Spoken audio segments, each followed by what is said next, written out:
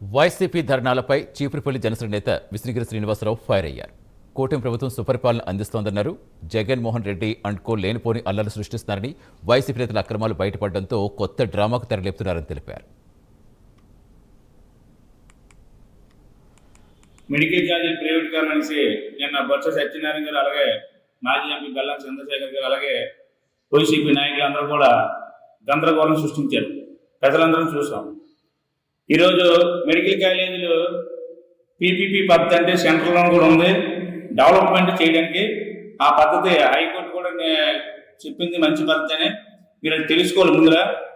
ఎందుకంటే జగన్మోహన్ రెడ్డి చేసిన తప్పుల్ని డైవర్ట్ పాలిటిక్స్ చేయడానికి నిన్న చేసిన ధర్నా రాష్ట్రం మొత్తం.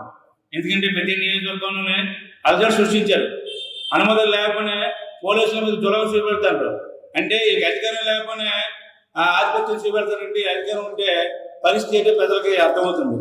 ఎందుకంటే జగన్మోహన్ రెడ్డి పోలీసులు పట్ల చేస్తున్నారు. వీళ్ళు కూడా సబ్సౌతుల్లో అవసరం తీసుకొచ్చి ఇక్కడ